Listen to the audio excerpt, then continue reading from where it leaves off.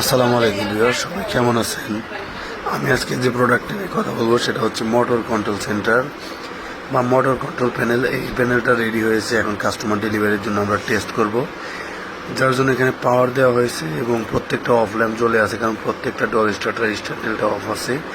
এখন এখানে দেখেন এটা 800 অ্যাম্পের এই প্যানেলের ইনকামিং MCCB স্নাইডারের, যেটা দিয়ে মূল পাওয়ারটাই প্যানেলে ঢুকবে এবং প্রত্যেকটা অফ আছে। এখন আমি অন করে টেস্ট করে দেখবো ঠিক আছে কিনা। প্রত্যেকটা এই জন্য আমি পুশ বাটনগুলো অন করতেছি।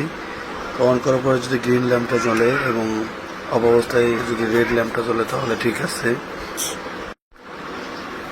আর একটা পাশে ইয়েলো ল্যাম্পটা দেখা যাচ্ছে, ওটা হচ্ছে ট্রিপ ল্যাম্প। যদি কোনো কারণে মোটরে ফল্ট হয় তাহলে ডল স্টার্টার বা স্টার্টারটা ট্রিপ করে দিবে এবং তখন ইয়েলো ল্যাম্পটা জ্বলবে। তখন বাইরে থেকে দেখলেই বোঝা যাবে যে ইয়েলো ল্যাম্প জ্বলা থাকা অবস্থায় মোটরটা ট্রিপ অবস্থায় আছে।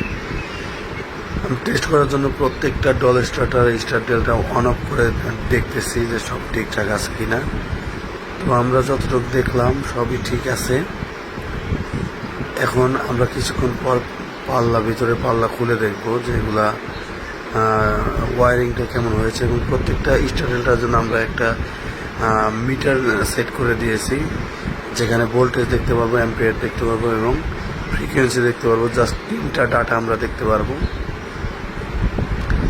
এবং প্রত্যেকটা প্যানেলে আমরা প্রত্যেকটা চেম্বারের জন্য আলাদা আলাদা রেটিংয়ের আলাদা আলাদা ম্যাগনেটিক কন্ট্যাক্ট MPCB ব্যবহার করা হয়েছে অ্যাজ পার মোটর রেটিং অনুযায়ী।